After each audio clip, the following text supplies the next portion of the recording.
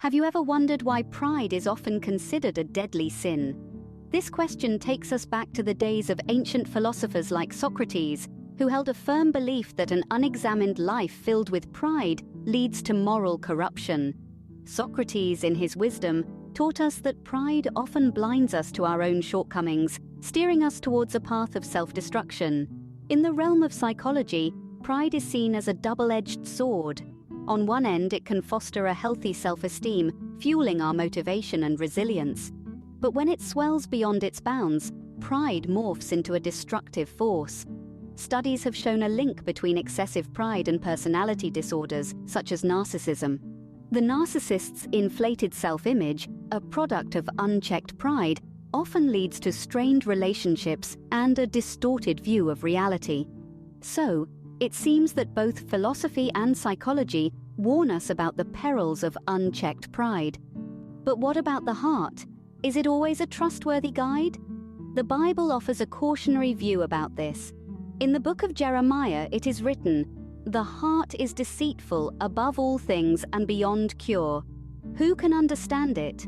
This verse paints the human heart not as a reliable beacon, but as a potentially deceptive entity.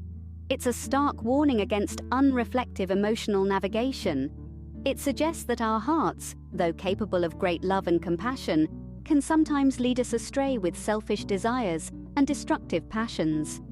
Contrast this with the psychological perspective, which advocates for emotional intelligence and self-awareness. It emphasizes understanding our emotions, harnessing them wisely, and managing them effectively. It's about being in tune with our hearts, yes, but also about keeping a discerning eye on where they lead us. The heart, then, is not a simple compass, but a complex instrument that requires careful navigation. So, where does this leave us on the balance between pride and heart? We've explored the pitfalls of unchecked pride, from the philosophical notion that it blinds us to our own faults, to the psychological understanding that it can isolate us from others. We've also delved into the deceitfulness of the heart, both from a biblical standpoint, where it's considered the source of all wickedness, and from a psychological perspective, where it's seen as an unreliable guide. But the key here isn't to eradicate pride, or to disregard the heart's whispers altogether. Rather, it's about cultivating a sense of humility, a recognition of our own fallibility. It's about developing discernment, the ability to sift through our heart's desires and impulses to find what truly aligns with our values and our sense of self.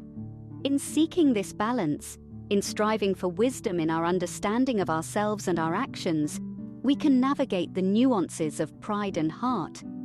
In the end, understanding the dangers of pride and the complexities of the heart can lead us toward a more balanced, humble, and discerning life.